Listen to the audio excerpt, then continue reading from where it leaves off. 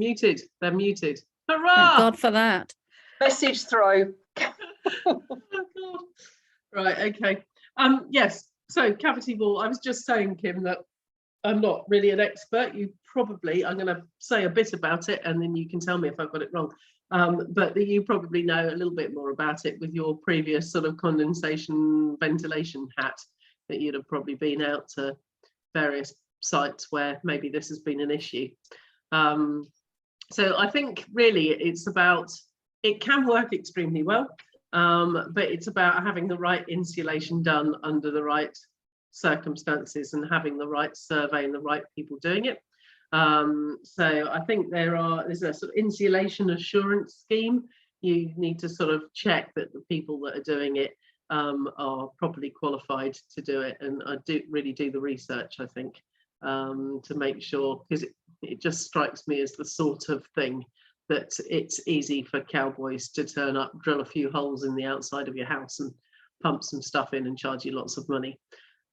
So they ought to be doing a sort of a survey of your property.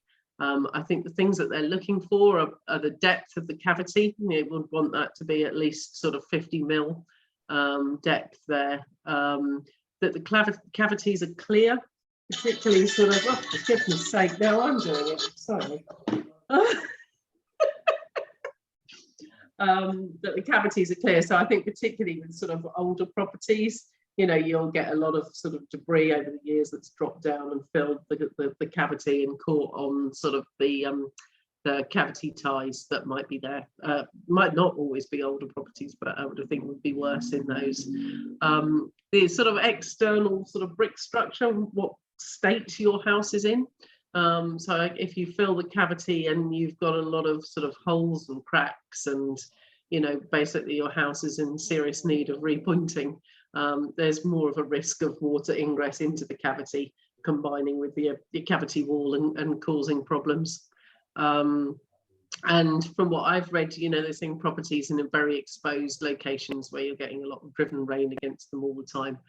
It's probably not a good idea. Or if you're in somewhere where you're liable to flood, you shouldn't have cavity wall done either. So there are sort of three different types. There's sort of like a pumped sort of mineral wool. I mean, obviously there's the sort of slab Celotex kind of insulation you can put in if you're doing a new build or an extension. But I think for sake of this, we're talking about sort of retrospective cavity wall in existing properties. So there's a sort of the mineral wool, cavity wall insulation, and I don't know, Kim will correct me if I'm wrong, but that seems to be the one that perhaps leads to more problems because it can end up catching and clumping around the cavity ties, particularly if there's sort of lumps of mortar that have caught on those and it clumps around those. And then if it gets wet, you start getting wet, sort of soggy lumps that can sort of start growing mold inside the cavity. There's a sort of polyurethane foam that you can sort of pump in and it fills all the spaces and makes the property quite airtight. But over time, it has a tendency to shrink a little bit, and that can lead to sort of egress for sort of channels of water in the wall. And the other one is sort of polystyrene beads, which I think they pump in with a sort of, I think it's supposed to be pumped in with a bonding agent so that it sort of forms a more solid sort of fill inside the cavity. One of the things that I've read, which I have experienced, is a problem is if they don't do that. So we did a 2-story extension on the house that we were living in recently, and as soon as you broke into the existing wall, this stuff just pours out at you. There's little grey balls everywhere that I can see, so not ideal. But that seems to be more the sort of the cavity wall insulation of choice at the moment. It's water resistant, so it can't sort of hold on to water in the way that a sort of mineral wool can. Reasonably cheap and easy to install, and fairly good sort of thermal properties. So I think it's about sort of, and it's also about sort of doing it well. So again, this comes down to sort of a cavity survey. but they really need to make sure that they've filled all the cavity. If there are areas where perhaps for whatever reason, maybe there's something blocking it and it stopped it getting in, that they get a pocket where there isn't any cavity insulation, you end up with a cold spot on your wall, and that's where, I'm sure Kim's seen lots of these, where you can start getting condensation and mold because you've got a sort of cold area on the wall there. So I think, when you read all the sort of nasties, you sort of think, well, why on earth would anybody have it? Obviously, it's the energy efficiency and the cost saving on bills. And, the house I was talking about, but I bought it with that, had no problems. There was no damp issues. So it obviously wasn't an issue. I think I've got another property that's got it, and we haven't had any problems. So it's not a don't do it, but I think it's just make sure you get the right company and to do a sort of proper survey, and that you get a sort of proper guarantee for the works after you've finished. I mean, what would you say, Kim? Because I know we've talked about this before over the years, on and off, haven't we? And you used to be quite anti, and obviously your sort of condensation ventilation hat would have probably only increased that. But I don't know whether you still feel like that, whether you would do it on any of your properties now or not really. Well, I mean, you've just covered it really well, Judy. So you're absolutely right on everything. And the key thing is getting your survey done up front to make sure that the house is suitable. Anybody is quite happy to come along and do cavity wall insulation for you, but it's checking to make sure that it's right on the property. Because if you get to the stage where it's causing you a problem and you've got to try and remove it, well, that's a complete and utter. Yeah, looking into that, it looks a total nightmare, particularly if it has to be removed manually, all very expensive. And does the installation company do the survey, or does a separate company do a survey? You can do both, but normally it would be the installation company. So it's just making sure that you're getting the right person sort of there. And just to add there, Judy, I've got two of the houses that I've bought with cavity wall in. They've been fine. Yeah. Do you know what type you've got in yours? No is the answer, because they were done so long ago. Yeah. But they were. You haven't looked. So just pop a brick out. Yeah. Okay. I mean, when you went out to properties that were having problems with damp as a result of cavity wall, was it one of those? Was it more the mineral wool? Yeah, I mean, it's more, I couldn't tell you exactly what it is, okay, all the time, because it just really depends. But basically, it's the cold bridging, and so that you're getting water ingress coming across, or you've just got a cold spot as a result of dampness coming through, and then you end up with an issue with, as you say, condensation and mold, and that's just obviously a nightmare to then sort of sort that if that's as a result of your insulation. But yeah, no, I would say, now I think we have no choice. We've got to move forward. You've got to do it. You just got to make sure that you've got it done right, that your cavities are, okay. There'll be so many cavities out there where there's so much rubbish in the bottom of those cavities. So as soon as you start putting anything on top of that, it's where you're going to get a cold bridge across as well. So it's making sure that the company do survey it properly beforehand. I mean, the alternatives, of course, you've got are to either do external or internal insulation. So I think external is probably a much bigger job, more expensive. Obviously, it's going to change the look of your house potentially. But I guess the disadvantage for us for internal insulation is that if you're sort of battening and cellotexing on the inside of rooms, you're losing space.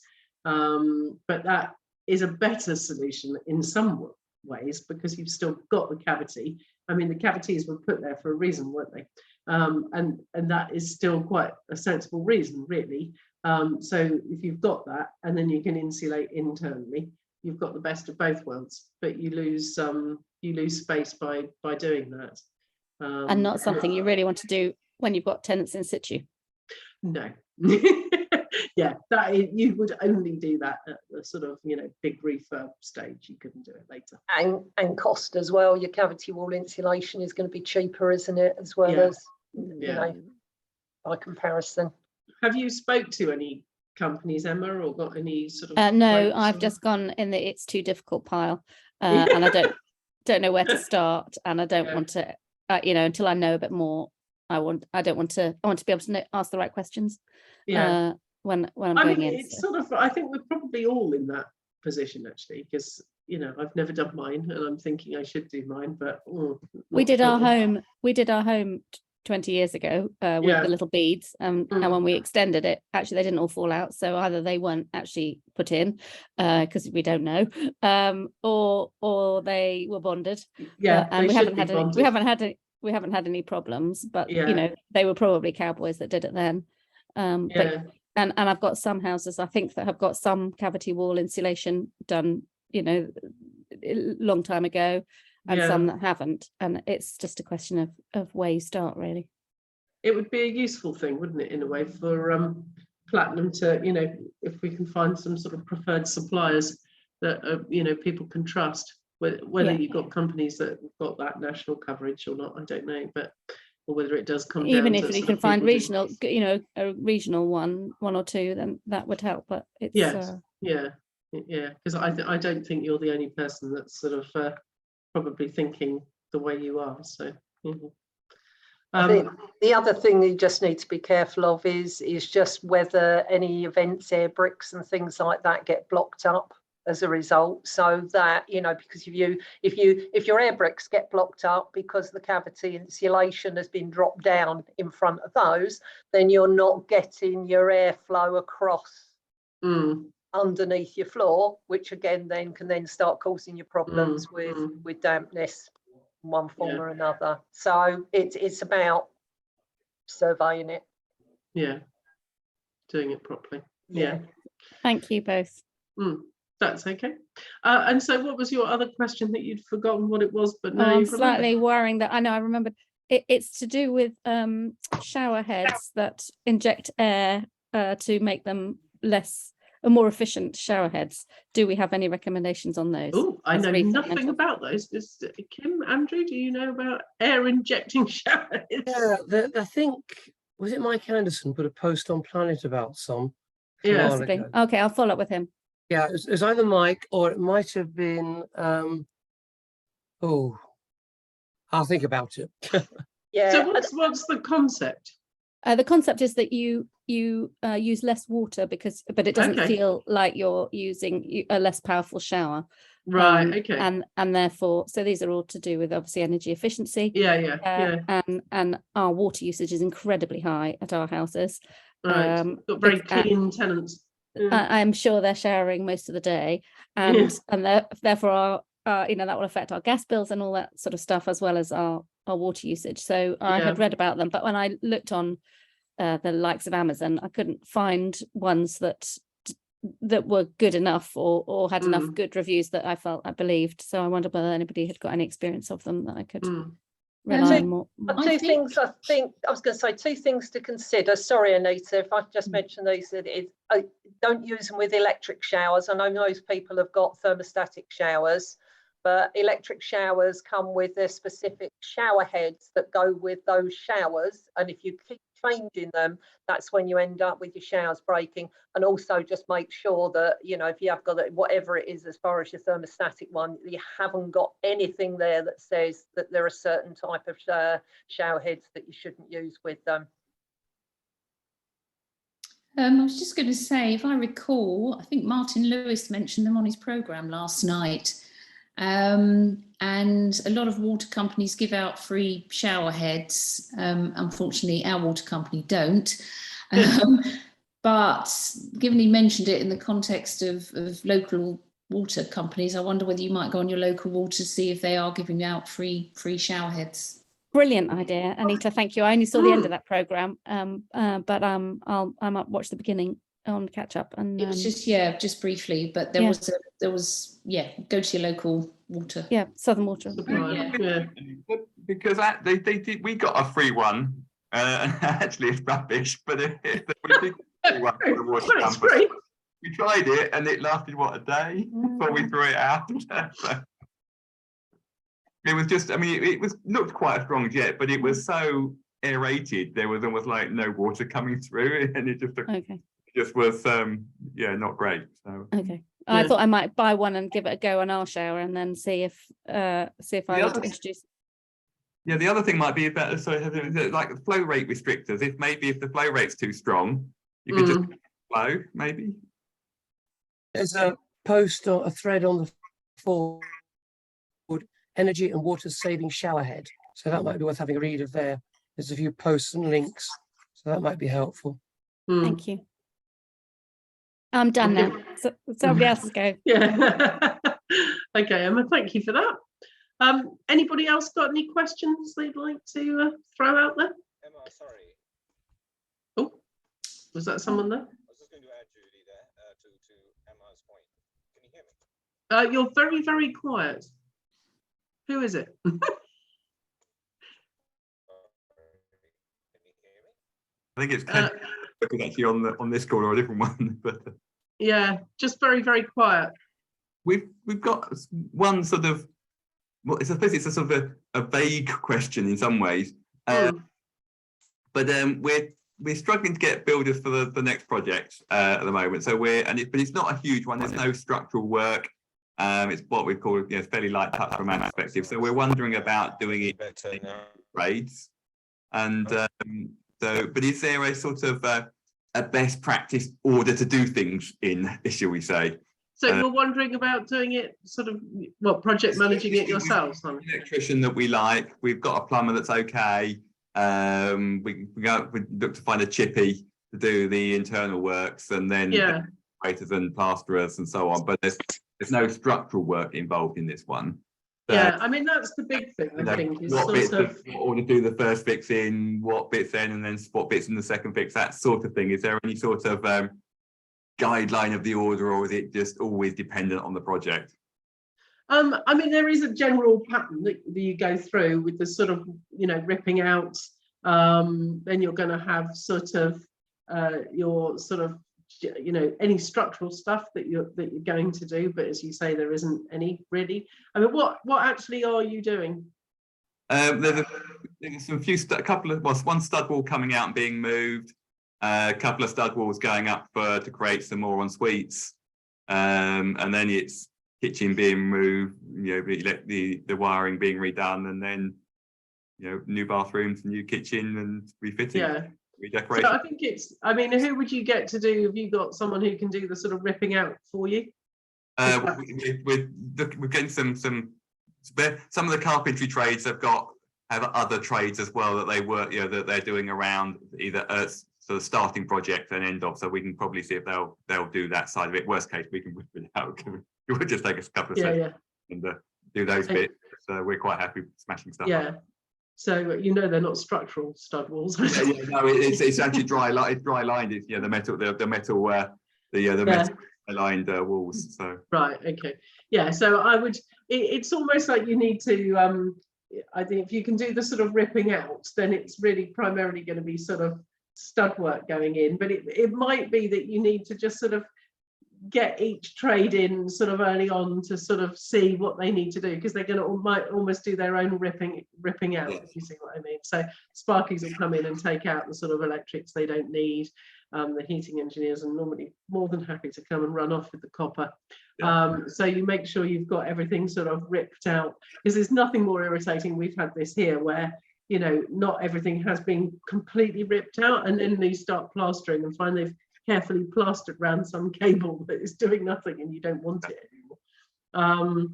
But then really it's sort of first fix on the sort of chippy side, and then heating engineers and sparkies coming in to do their sort of first fix, because they probably use a lot of the stud work and things that you're putting in to run, depending what your layout is, to run sort of pipes and electrics.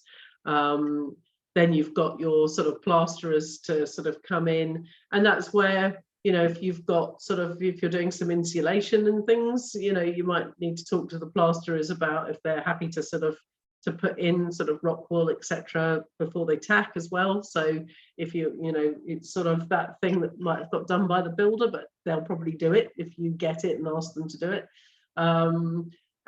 Yeah, so they'll come in and do their bit, and then it's sort of second fix, obviously, for the sort of chippy heating engineer and sparky after that. So you know, I actually think we would generally sort of discourage people to do their first big refurb with individual trades, because I think, you know, a lot of the time people are less experienced, and there is all those bits in between that needs a builder to sort of oversee it.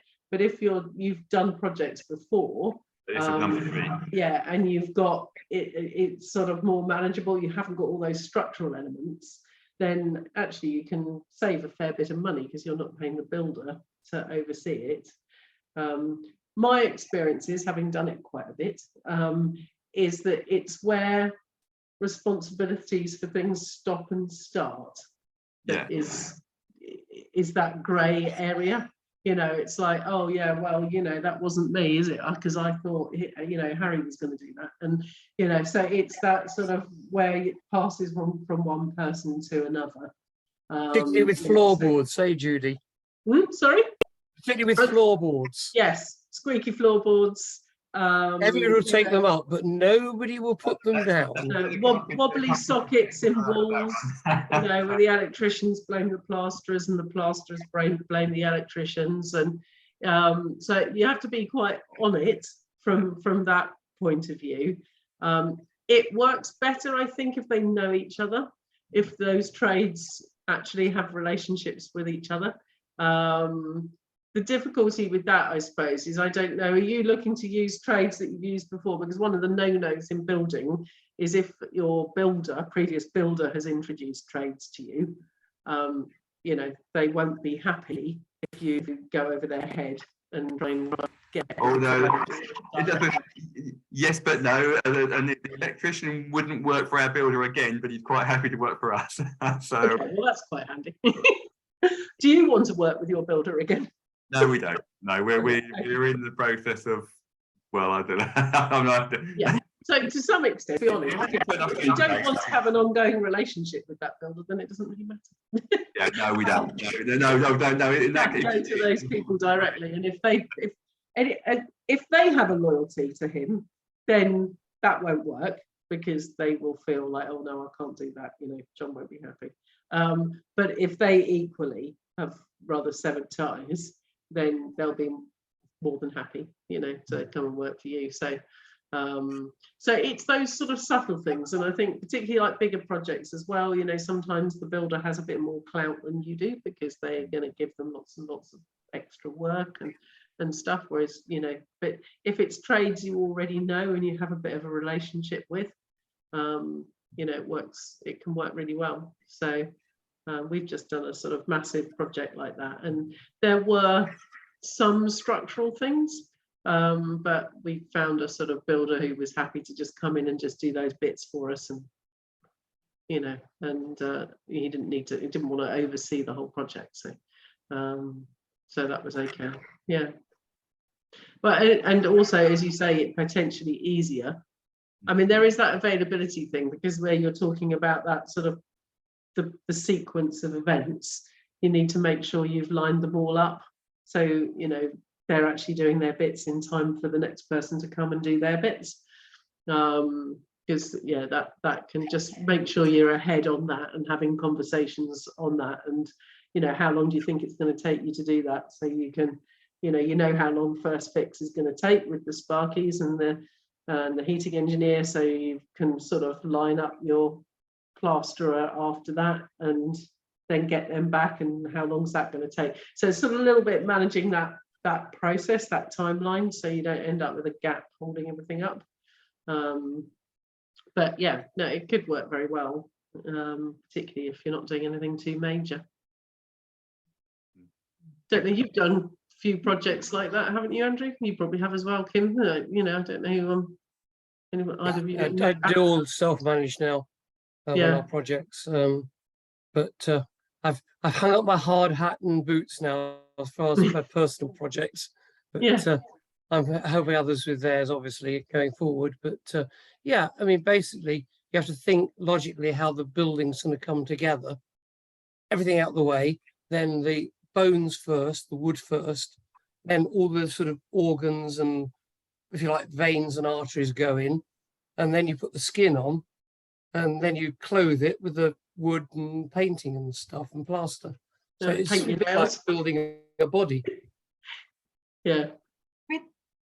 I was looking through the schedule of works, a typical one the other day, and I'm thinking, is there anything around that fleshes us out a bit more so that you really know all the bits and pieces that go on at each stage? Just so that we're that bit better informed. Our builder, well, he never did anything really in the right order. So if we were learning from him, we'd be learning the wrong things. So I just wondered if say we were going to do a self-build where we were actually doing it all ourselves, where can we find out this information? Yeah, we have got, I don't know if it's on Planet, a sort of schedule of works, very broadly, the headlines that go through a whole process. So, you know, it would start off with sort of damp and timber treatment and that sort of thing, you know, if it was an existing house, and it goes all the way through. So I can send that to you if it's not on Planet. But yeah, it will be the one that you already had when, from a mentoring point of view. Yes, well, I've looked through that, and I just wondered, really, is there something with somewhere that we could, if you know of anything that we could look at that would give us much more flesh, as it were? Yeah, from memory, Kim, that schedule of works only takes you through the first couple of weeks. Unless I'm missing it, and there's another one somewhere on Planet. There's not one that takes you through the whole process. I think you're meaning the one that looks like a spreadsheet. It's not, not that. There's one that lists all the stages of a build all the way through. So that should be on there. It's got a squirty wordy thing on the top of it. All right. I'll find it, and I will get Tracy to sort of husband, a cup of tea. Thank you. I thought he'd forget me. I said, bring me a cup of tea at 4:30. You're 2 minutes late, Chris. So yeah, that's got a bit more detail on it. I mean, the other thing I would suggest is that it's all about just communication with the trade. So get them all in at the beginning, you know, and sort of not necessarily all at once, but sort of talk to them about, so what do you need done, you know, before you can do your bit, and so they can give you a bit more sort of depth on what they need as well. Yeah, I'll send out the schedule of works that we've got. But I would say that's probably been my biggest thing, of that sort of crossover from one trade to another, and making sure who's taking responsibility for things. Yeah, I mean, that's my worry, you know, having that one person saying, well, that's his job, and the other person saying, no, that's his job, and I wouldn't know, you know. Yeah. So I mean, we had, when we did our new builds, we did that with individual trades. And for example, because I didn't have a general builder, I asked our plasterer, he did all the sort of obviously tacking and plastering. He put in all the sort of Celotex for us in the warm roof, and all the rock wool in the walls and floors, and you know, and all of that was good. And he insulated the roof for us as well. No, actually, it was when he did the rock wool in the roof first floor. He pushed it. He was being thorough, but he pushed it so far through that he blocked all the soffit ventilation. So it was only after we'd been in there a while, I went up to into the roof and was like, blimey, it's like a shower, it's so wet. And we realised that he'd pushed it too far in, and we had to go crawling round and pulling it all back out to get the ventilation in the roof. So that's the sort of thing, I suppose, where it can be tricky, because I was asking someone to do something that wasn't normally part of their job. So, I mean, is this a property that is not tenanted? It's, you know, because that creates another whole load of issues, obviously. So, I've just checked on Planet, by the way, that isn't on there. So if it was on there, it's been taken down. So it might be an idea to send it to head office as well to load it back up. Yeah. And it is just all the headline things that you go through on a build. Yeah. Thank you. Thank you. Okay. There's one really quite quick question afterward. We mentioned about taking all the copper. It's got plastic micropipes for the heating. Should we just rip those out and put copper in? Fine, thanks. I mean, again, I think things like that it's a question really for your sort of heating engineer, and they'll have slightly different ways of doing things. Some will like sort of push fit, and some will like copper, and so I think get your heating engineer, in at the beginning and have a talk to him. This is what I've got. What do you think? And plan that all up front at the beginning. Thank you. Cool. Any other questions from anybody else? Can I ask a question about external insulation? So I am at the moment having insulation board 50 mil, I think it's 50 mil, put on the outside of the house. The question that came up today was, how far down do we go with the boarding? So not to the ground. I'm no expert on external insulation, but I would say that you need to stop short of the ground, because as soon as it touches that, then obviously you get the problem with capillary action and water coming back up. So a bit like rendering, I would have thought they must put some sort of stop bead or something. Yes, they probably are. Something meatier than a stop bead, I'm guessing, but that it's yes, I think the question was how far. So we've got a patio door where we've put new doors in, and there's a lip, a step out, and the ground where the concrete was outside has been removed.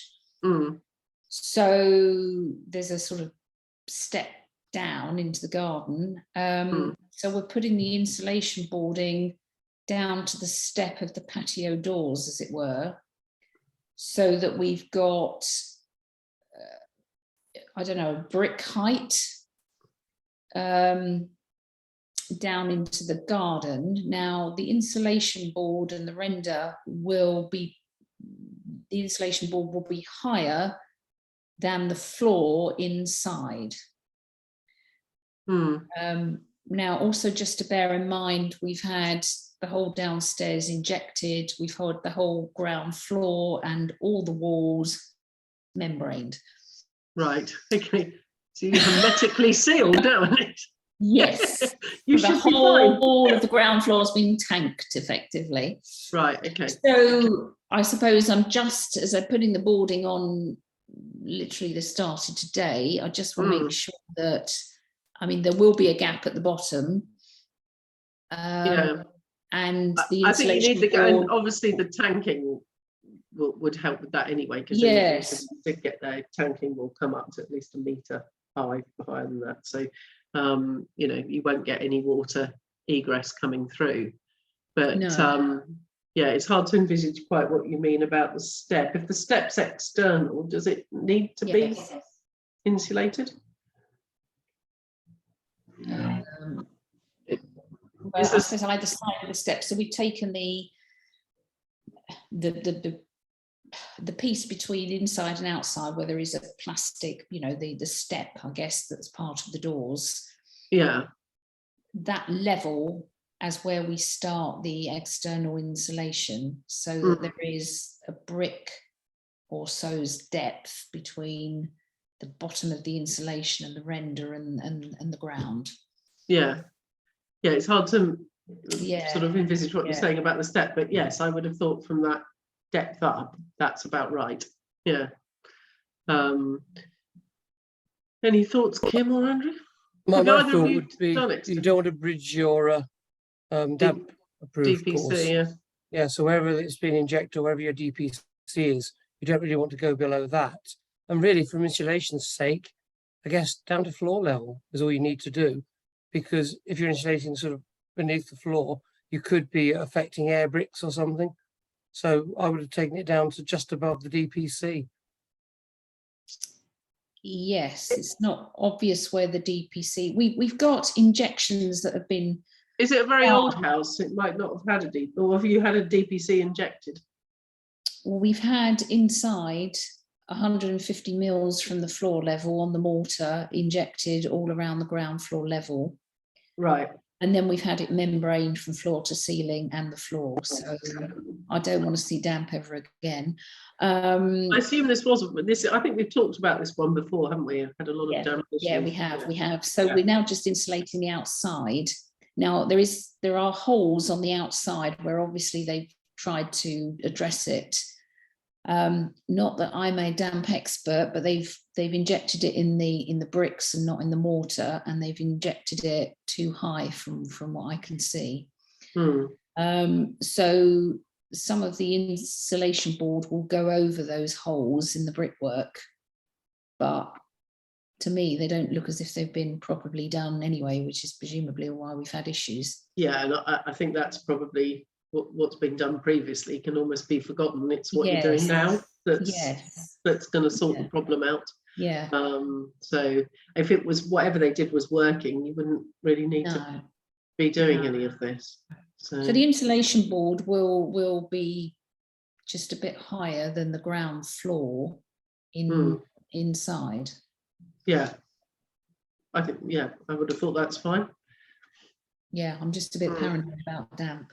Yeah. I've just been doing some bit of research in the background while we've been talking, and it you know, looking at that, because again, I'm not an expert on the external stuff. Basically, it's saying whatever level you decide is the answer. That's so helpful. it's not helpful at all. No. Have you thought of having a chat with building regs? No, I can chat with the building regs. I would have a chat with them. Yeah, no, I did have a chat with the damp guy, who seemed to think as long as we left sort of between 2 and 4 inches at the bottom, it was fine. But I just wondered if anybody else had any, you know, you talk to people and you're never quite sure. I mean, they've been good so far. So is the person doing the external insulation the same person that did all the internal DPC and tanking and things? Or are they different? No. So it's the renderer guy that's doing all the sticking the insulation board on the outside. Yeah, because that's what I'm talking about, where you've got sort of that, you know, gap that you're passing from one person to another rather than it being one trade that's doing all of it. So yeah, does the damp expert do that sort of thing? I'm not sure. Maybe they do. I don't know. Well, I suppose not really. That's more insulation, isn't it? Rather than damp. Yeah. So, yeah. But yeah, talking to building control might be a good idea. Yeah. Didn't Andrew? Didn't you do external insulation on one of your houses? You're on mute. Everything we did was internal. I think one of the key things, Anita, is making sure that what you're joining onto. So whatever you've got on the outside, so the rendering is intact and things like that. You know, you've got to. That's all been taken off. Right. Good. That problem solved. Yeah. You don't want to trap problems, do you, underneath? Yeah. So yeah. I guess as long as you're not wicking up water from the ground into the walls, a gap at the bottom, like a render gap, will be sufficient. And as Kim says, wherever you want to put it. Wherever looks nice. Yeah. Okay, well, there will be a gap, but just the question of how much the gap is, but probably a brick or brick and a half, depends where we put the ground level in the garden, really, because it's all been dug out, so it's quite difficult to sort of see. And also what your ground in the garden is going to be, you know, what is going to be there, because, you know, you might want to put some pea shingle around there, because again, you know, if you've got water then bouncing down and up and under. What you're putting on. Well, I think we'll leave a gap and do pea shingle, as you suggest, all around the base. That called a French drain. Yeah. I mean, if it's a very wet area, you could run ACO drains, but you probably don't need to. Probably just pea shingle, unless you're at the bottom of a slope or something. Yeah, I don't think we're going to put in a pipe with lots of holes and then cover it with P. I think we're just going to do the P shingle. Yeah, I think that's sort of what we did here, is just sort of, because they patioed right up to the house and touched it, you know, with the slab, so we just sort of cut it away all the way around and just put in P shingle, so it can, any water that gets that far can get away. Yeah, okay, thank you. So is it feeling a bit drier in there? I suppose until you've got heating and things like that, it's always going to feel a bit. We won't be able to tell, but yes. But the rooms are getting smaller. But to your earlier point, at the front of the house, because of the roof line, we haven't put external insulation externally. We've put it in 2 rooms on the front of the house internally. Right. So yes, I think we had started with a plan, and now it's with a room size. Every time we go in it, we say, right, what size is this? We're just hoping we meet the criteria, but it's fine. Yeah. Sorry, one other question. Has anyone, do you know anything about swept path analysis for parking? And do we have anybody that we've used to do this? You would need a sort of architect or somebody who does parking surveys to do that. Because it is quite technical. And based on, you know, what criteria, size of car and stuff like that. So they would be able to do drawings that actually show the sweep. Do you need that for planning? Well, I mean, you wouldn't believe, honestly, this is just a basic semi where, well, we want to put 4 cars on the front, but one of the conditions is that we can't occupy the house until we've agreed the parking. Right. So, you know, we could actually say, well, we could put 2 cars on the front and be done with it. But what we don't want to come back and say is you can use the driveway, but you can only park 2 cars on there, because actually we'd quite like to park 4. We think, you know, it's a big space. And then they're asking for this swept path analysis. But try and talk to anyone at the council, anyone at highways, you know, what car do you use? Do you use a Mercedes S-Class, or do you use a Volvo 440, which is a medium? Anyway, that's fine. I might see on the forum if anyone's used anybody. I've just gone online and found somebody, but I've got no idea. Nita, I would put it on the forum, because I just thinking, I know I've been involved with a couple of FPs I've mentored who have done swept path and path analysis. But it's so long ago, I can't remember who they used. And it, you know, and it's also about locality to you, you know, whether they would travel to you, whether they're in the right area. So I'd stick it on the forum if I were you. And then I think it's just a CAD. It's just a CAD thing. I mean, you know, my architect. I think that's why our architect did it. Yeah.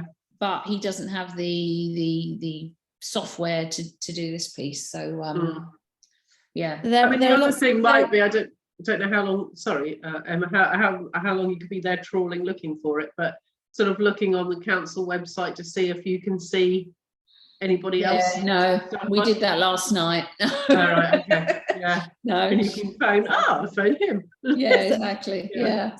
There are lots of highways consultants that do speed and traffic studies if you're needing that stuff, and then they do swept path analysis and things like that. There are standard sizes that they need to use for those things, and I would be really careful with your council and what they're requiring, because Maria Seeley, who I put on the chat, she's based in Winchester, but she's been forced to take car parking out by building walls and things in order to get her planning through. So I would just be very cautious about what your council requires and make sure that you match what they want or need. I mean, because you don't want to restrict yourself. They've agreed to the drop path. They've told us how wide and all of that. I've got somebody all lined, so that's all ready to go. But yes, so I went back to the council, who then passes it on to highways, to ask what size of car should we be using, because I don't want to pay for all of this and then find, you know, oh no, we need a particular size of car. I think there's a standard size, at least in Fareham, they set on their website the standard size car Yeah. parking space that they would count as a space. Have I mean, a- Yes, there's a highways might standard know someone who space. they could recommend. Yeah, or Anita, have a chat with PPP planning. They'll Yeah. be being involved in this all the time. So, Yeah. you know, they might have somebody, Anyway. they might know somebody sort of local to you, or Yeah. I mean, honestly, can you believe? Yes. Yeah. It's residential That's parking. how I really can believe you. It's This is planning absolutely we're talking bonkers. about. I mean, actually, the more cars we can put on the front, the less they have in the side street. But hey, you know, Yeah. It's Anyway. daft, isn't it? Really? yeah. Yeah. Right. That's all my questions. Thank you. I did actually once. I mean, I don't know whether it kind of it doesn't mean that you couldn't have the swept path analysis, but I actually did a video of me jumping in and out of cars and driving them on and off and showing that actually you could do that. And they actually sort of, you know, said approved it on the basis of the video that I sort of sent in. So I was sort of showing that I Right. could drive each car in and out Yes. without. I was a few practice goes. He's like, no, do it again. But you know, without moving other cars. Yes. So The only problem is I've got a skip and a cement mixer and God knows what else on it. at the tricky. moment. Well, if you could Ah. sweep a cement mixer in and out, then, you know, it'd be fine. Yeah. Yeah. Anyway, right. Thank you. Cool. Anything from anyone else? I've got a question on electricity supply. Yeah. As Kim's aware, we're having to move our electric meter from a basement room to a new location, which we've agreed will be outside the property. And in discussions with the electricity distribution company, it's now National Grid, was Western Power. Anecdotally, the guy from Western Power has said, because he's now aware that it's going to be a HMO, he's obviously had some fairly negative experiences of other HMOs in the locality, and said that he'd read somewhere internally within what is now National Grid that going forward HMOs may need 2 electricity supply cables, a separate supply cable for an alarm circuit. Is that something that anybody is aware of? No, never I mean, heard. he said it was just something that he'd read literally that day, and we're talking about probably a week ago, that due to concerns with regards to, I guess, some landlords effectively having insufficient supply capacity coming into their HMOs. And he mentioned one particular landlord who had a fan permanently trained on an electricity supply cable that otherwise was going to be overheating and probably incinerating. So yeah, I mean, in that context, he was basically moaning about HMO landlords abusing the supply capacities and this regulation possibly being introduced. But as he said, it was an internal memo as opposed to anything nationwide. No, never heard anything. I've never heard anything so ridiculous in my life. I mean, if you're having a sort of, you know, a good enough sized fuse head, we don't have any issues with that. That's the whole point. They're bringing in a new supply and meter for you. So it infuses it. So yeah, that's ridiculous. And when he says alarm, I assume he means for the fire and stuff like that. Yeah. That sounds ridiculous. Sounds to me like someone who's got an HMO bug in his, but you wonder if he's got a really nasty HMO next door to him or something like that. I think I would sort of say that, you know, explain that you're part of a franchise. It's not something that internally we are aware of at all. And could he share with you what he's I don't really want to kind of progress the conversation any further than needed, to be honest with you. I just wanted to check with you guys to see whether anybody was aware of any similar kind of move. Certainly haven't heard anything like that of you, Kim. No, absolutely not. You know, I mean, I think the key was in, you just said, an internal memo. So whether that's something that they are looking at progressing way forward, but certainly nothing I'm aware of that, and nothing that you know, has come out in any legislation that I've seen. Okay, no, thanks for that. Good to hear. that's ridiculous, isn't it? I mean, you know, what about sort of other properties that are sort of B&Bs and small hotels? Well, yeah, that's the kind of point that I was trying to make to him. But and he wasn't being hugely obstructive. It's not his remit. I mean, you know, ultimately, it's, you know, I guess he thought that he was doing me a favour by alerting me to the possible risk. Yeah, yeah. I mean, you know, there's even if you generally, we've got what, 6 people, maybe 7, you know, in our properties. There are plenty of families that are that number of people. So that seems absolutely ridiculous. But yeah, I know what you mean. I think I would go with not saying anything more about it, and yeah, see what he says, but hopefully nothing. Yeah. Okay. Thank you. Cool. Anyone else? We're nearly at the 5 o'clock mark. Has anyone else got any burning questions? No? Cool. I think that was it.